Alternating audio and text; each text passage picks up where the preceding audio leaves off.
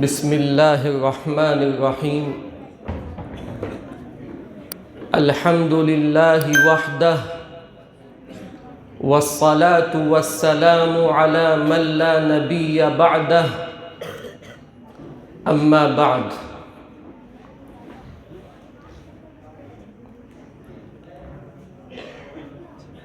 تو نہیں ہے اس جہاں میں منہ چھپانے کے لیے، تو نہیں ہے اس جہاں میں منہ چھپانے کے لیے، تو نمونہ بن کے آیا ہے زمانے کے لیے، تو نہیں ہے وقت غفلت میں گنوانے کے لیے، تو نہیں ہے وقت غفلت میں گنوانے کے لیے، تو ہے دنیا بھر کے سوتوں کو جگانے کے لیے۔ اسٹیج پر تشریف فرما عظمتوں کے قابل حضرات علماء، سامعین عظام، عزیز طلبہ، اس مجمع میں طلبہ عزیز کی ایک بڑی تعداد ہے، باقی حضرات بھی تشریف فرما ہے۔ دو باتیں مجھے آپ کے سامنے کہنی ہیں، ایک بات کا تعلق طلباء سے ہے، ایک بات کا تعلق بقیہ ہم سب سے۔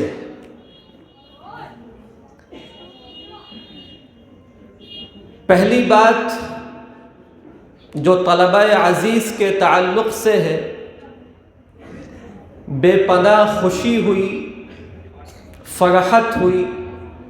کہ طلباء نے آج کے اس اختتامی اجلاس میں انتہائی بے باکی کے ساتھ، عزم و حوصلے کے ساتھ تمام سامعین کے سامنے اپنی اپنی باتوں کو پیش کیا۔ ہم نے یہاں مختلف زبانوں میں مختلف خطابات سنے، نعت نبی صلی اللہ علیہ وسلم سے فیضیاب ہوئے، بیت بازی کا مشاہدہ کیا۔ یقیناً تمام چیزیں بہت اچھی تھیں، جس سے اندازہ ہوتا ہے کہ طلبہ عزیز نے، ان کے اساتذہ نے جانفشانی کے ساتھ، جہد مسلسل اور سعی پیہم کے ساتھ محنت کی۔ اللہ تعالیٰ ان تمام کی محنتوں کو قبول فرمائے۔ عزیز طلبہ، آپ نے اس جامعہ میں داخلہ لیا ہے، سال کی تکمیل ہو چکی ہے، چھٹی کا زمانہ آیا چاہتا ہے۔ آپ اپنے ذہنوں میں اس بات کو ہمیشہ بٹھائیے گا کہ آپ نے حصول علم کے لیے، تعلیم دین کے لیے جو میدان منتخب کیا ہے، یہ انتہائی عظیم الشان ہے۔ کبھی بھی آپ کے ذہن میں یہ بات نہ آنے پائے کہ ہم نے فلاں پیشہ سیکھ لیا ہوتا،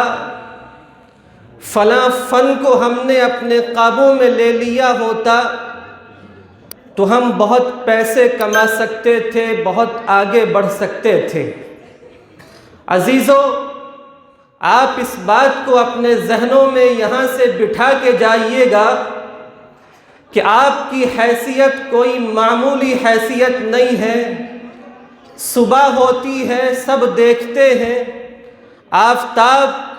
اپنے جاہ و جلال کے ساتھ دنیا والوں کے سامنے نکلتا ہے، آفتاب نکلتا ہے، تمام کے تمام دنیا میں بسنے والے انسان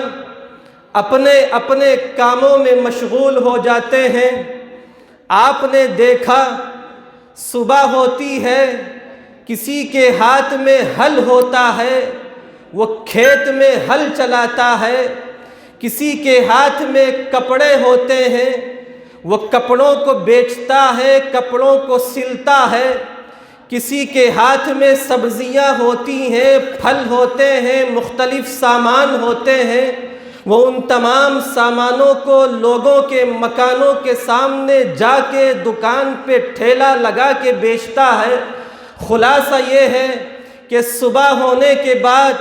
کسی کے ہاتھ میں کچھ ہوتا ہے، کسی کے ہاتھ میں کچھ ہوتا ہے، لیکن عزیز طلبہ، میں آپ کی عظمتوں کو سلام کہتا ہوں، ایک دفعہ نہیں لاکھوں دفعہ سلام کہتا ہوں کہ صبح ہوئی، کسی کے ہاتھ میں کچھ ہے، کسی کے ہاتھ میں کچھ ہے، لیکن آپ کے ہاتھوں میں اللہ کا جو ہے کلام پاک ہوتا ہے، آپ کے ہاتھوں میں مقدس کلام ہوتا ہے، آپ کے ہاتھوں میں حدیثوں کی کتابیں ہوتی ہیں، آپ کے ہاتھوں میں دین کی باتیں ہوتی ہیں۔ کہاں سے لائیں گے وہ زبان، کہاں سے لائیں گے وہ الفاظ جن سے اللہ تعالیٰ کا شکریہ ادا کیا جا سکے؟ عزیزو، بہت توجہ کے ساتھ بات کو سنیے گا۔ آپ یہاں آئے ہیں جامعہ میں، آپ کے والدین نے، آپ کے بھائیوں نے، آپ کے اہل خانہ نے بڑی تمناؤں کے ساتھ، بڑی امیدوں کے ساتھ، بڑے عزم و حوصلے کے ساتھ یہاں بھیجا ہے۔ کون باپ ہے دنیا کا جو نہیں چاہتا کہ اس کا بیٹا اس کی نگاہوں کے سامنے کھیلے کودے؟ کون سی ماں ہے دنیا میں جو نہیں چاہتی کہ اس کا بیٹا اس کی نگاہوں کے سامنے کھائے پیے؟ کون سا بھائی ہے جو نہیں چاہتا کہ اس کا بھائی اس کا معاون بنے؟ کون سی بہن ہے جو نہیں چاہتی کہ اس کو اپنے بھائی کی شفقت و محبت مل سکے؟ لیکن عزیزو، ان تمام باتوں کے باوجود آپ کے باپ نے، آپ کی ماں نے، آپ کے بھائی نے، آپ کی بہن نے، آپ کے خاندان والوں نے بڑی تمناؤں کے ساتھ، بڑی امیدوں کے ساتھ، بڑے خوابوں کے ساتھ یہاں بھیجا ہے۔ خدا نخواستہ آپ نے یہاں اپنے وقت کو ضائع کیا، خدا نخواستہ آپ نے اپنے باپ کے بھیجے ہوئے پیسے کو، آپ نے اپنی ماں کے بھیجے ہوئے پیسے کو ہوٹلوں میں اڑا دیا، موبائل میں اڑا دیا، تو آج مجھے کہنے دیجئے کہ آپ سے بڑا غدار، آپ سے بڑا بے وفا اپنے ماں باپ کے لیے کوئی نہیں ہو سکتا۔ آپ کو معلوم ہے کہ ایک باپ اپنی اولاد کو پڑھانے کے لیے کہاں کہاں سے پیسوں کو لاتا ہے۔ ہو سکتا ہے کہ آپ کا باپ پیسے والا ہو، لیکن ہم نے دیکھا ہے ایسے طلباء کو بھی، ہم نے مشاہدہ کیا ہے ایسے بچوں کا بھی کہ جن کے باپ کے پاس اپنی اولاد کو دینے کے لیے پیسوں کا انتظام نہیں ہوتا ہے۔ جب بچہ جاتا ہے اسکول میں، جب بچہ جاتا ہے مدرسے میں پڑھنے کے لیے، تو یہ باپ محلے کے کسی آدمی کے پاس جاتا ہے، اس کے سامنے اپنے ہاتھوں کو پھیلاتا ہے، اس کے سامنے اپنی بات کو پیش کرتا ہے، اور آپ کے لیے، آپ کے مستقبل کی تابناکی کے لیے پیسوں کو ادھار مانگتا ہے۔ تو خدا نخواستہ آپ نے ان پیسوں کی حیثیت کو نہ سمجھا، خدا نخواستہ آپ نے اپنے باپ کے خوابوں کو پاؤں تلے کچل دیا، تو آپ سے بڑا دھوکے باز اپنے باپ کے لیے کوئی نہیں ہو سکتا۔ ابھی طلباء نے بہت سے خطبے پیش کیے ہیں، تقریریں پیش کی ہیں۔ جن طلباء نے انجمن میں حصہ لیا ہے میں ان کو تہنیت پیش کرتا ہوں، لیکن جن طلباء نے اپنی کوتاہی کی بنیاد پہ، سستی کی بنیاد پہ انجمن میں حصہ نہ لیا ہو، تو میں آپ سے کہوں گا، آپ میرے چھوٹے بھائی ہیں، انجمنوں میں حصہ لیجئے، اپنے آپ کو اس قابل بنائیے کوئی آپ کے محلے کا آدمی، کوئی بھی مسلمان آپ سے کہے کہ 5 منٹ جمعے میں آپ بیان کر دیجئے تو آپ کو دائیں بائیں جھانکنا نہ پڑے۔ آپ اس بات کو اپنے ذہنوں میں بٹھائیے، جمعے کا دن ہو، آپ منبر پہ موجود ہوں، آپ 5 منٹ کے لیے بولیں گے محلے والوں کے سامنے، آپ کا بوڑھا باپ سامنے بیٹھا ہوا ہوگا، مشاہدہ کیجئے گا، نہ دیکھا ہو تو آئندہ دیکھیے گا۔ جب آپ بولیں گے، اللہ کا پیغام اللہ کے بندوں تک پہنچائیں گے، اپنی زبان سے دینی باتیں بتائیں گے، تو اس بات کا اندازہ لگائیے گا کہ آپ کے باپ کی آنکھوں سے خوشی کے آنسو چھلکتے ہوئے ہوں گے۔ آپ چاہتے ہیں کہ اپنے باپ کو خوش ہوتا ہوا دیکھیں، آپ چاہتے ہیں کہ اپنی ماں کو خوش ہوتا ہوا دیکھیں، آپ چاہتے ہیں کہ اپنے نام کے ساتھ ساتھ آپ کے ماں باپ کے نام بھی روشن ہو جائیں، تو اپنے وقت کو غنیمت سمجھیے، عزم کے ساتھ، حوصلے کے ساتھ اپنے تعلیمی میدان کو آگے بڑھائیے۔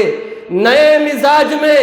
اپنے کو ڈھالنا ہے تمہیں، نئے مزاج میں اپنے کو ڈھالنا ہے تمہیں، سسکتی قوم کو غم سے نکالنا ہے تمہیں،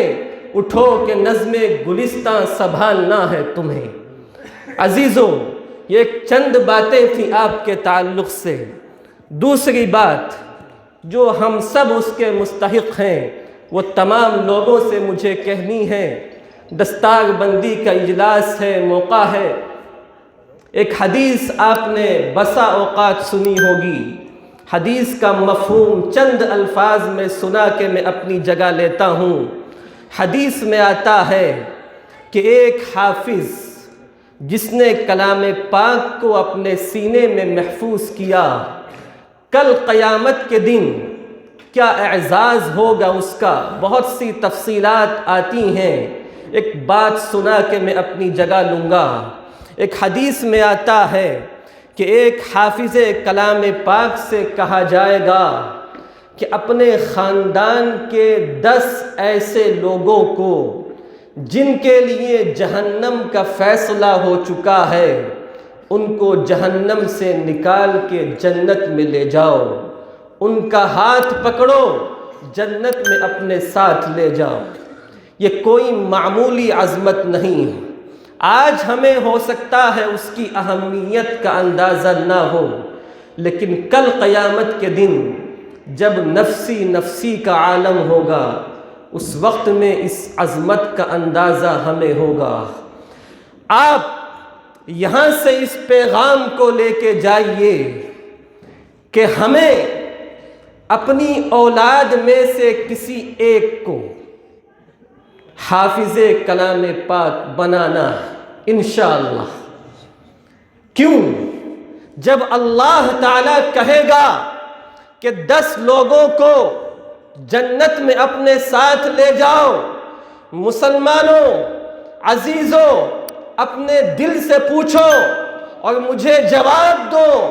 کہ کیا ایسی نازک گھڑی میں یہ بچہ جو حافظ بنا ہے اپنے اس باپ کو بھول جائے گا کہ جس باپ نے خون پسینے کی کمائی سے اپنے بچے کو پالا تھا، جس باپ نے اپنی محبتوں کے ساتھ اس کو پروان چڑھایا تھا، جس باپ نے مہنگی سے مہنگی فیس کو تعلیم کے حصول کے لیے ادا کیا تھا، جس باپ نے اپنے بچے کو حافظ بنانے کے لیے، تعلیم دینے کے لیے نہ دھوپ کی تمازت کو دیکھا، نہ ٹھنڈ کے تھپیڑوں کو دیکھا، اپنی ہڈیوں کو پگھلا دیا، بالوں کو سفید بنا دیا، کیا یہ بچہ اپنے اس باپ کو بھول پائے گا؟ کبھی نہیں بھولے گا۔ میں آپ سے آگے بڑھ کے پوچھتا ہوں، کیا یہ بچہ اپنی اس ماں کو بھول جائے گا کہ جس ماں نے 9 مہینے کے ساتھ 9 مہینے تک بڑی مشقتوں کے ساتھ اپنے بچے کو اپنے پیٹ میں پالا تھا، جس ماں نے 9 مہینے کے بعد اپنی جان کو اپنی ہتھیلی میں لے کے اپنے بچے کو جنم دیا تھا، جب بچہ پیدا ہوتا ہے ہمیں اس تکلیف کا اندازہ نہیں ہے۔ ماں کی جان اس کی ہتھیلی میں ہوتی ہے، ماں کو پتہ نہیں ہوتا اگلا سانس آئے گا یا نہیں آئے گا، ماں کو پتہ نہیں ہوتا کہ میں اپنے پیدا ہونے والے بچے کو اپنی آنکھوں سے دیکھ پاؤں گی یا نہیں دیکھ پاؤں گی۔ اس کے بعد 2 سال تک جو ماں اپنا دودھ پلاتی ہے وہ دودھ نہیں ہوتا ہے، وہ ماں کا خون ہوتا ہے۔ 2 سال کے زمانے میں کبھی تو سوچو، ماں گیلے میں سو جاتی ہے، اپنے بچے کو سوکھے میں سلا دیتی ہے، ماں باسی کھانا کھا لیتی ہے، اپنے بچے کی تعلیم کے لیے تازہ ناشتہ بنا کے دیتی ہے، ماں صبح ہوتی ہے، ٹھنڈ کا موسم ہوتا ہے، بڑے بڑے لوگ اپنے گدوں میں اپنے لحاف میں مست ہوتے ہیں، لیکن یہ ماں کا دل ہوتا ہے، ٹھنڈ کے باوجود کپڑوں کو دھلتی ہے، نہلاتی ہے، کپڑے پہناتی ہے، اور بڑی ممتاؤں کے ساتھ، بڑی محبتوں کے ساتھ اپنے بچے کو اسکول، مکتب اور مدرسے بھیج دیتی ہے۔ اس کے بعد نہ جانے کیسی کیسی مشقتیں اٹھاتی ہے، تفصیل کا موقع نہیں ہے۔ کیا یہ بچہ اپنی اس ماں کو بھول جائے گا؟ باتیں بہت کہی جا سکتی ہیں۔ کیا یہ بچہ اپنے دادا کو، دادی کو، استاذ کو، اپنے محتمم کو بھولے گا؟ نہیں بھولے گا۔ وقت ہو چکا ہے، اس لیے میں آپ سے یہی کہنا چاہتا ہوں کہ یہاں سے اس پیغام کو لے کے جائیے کہ اپنے بچوں میں سے انشاءاللہ کسی ایک کو حافظ بنانا ہے، تاکہ کل قیامت کے دن یہ بچہ خدا نہ خواستہ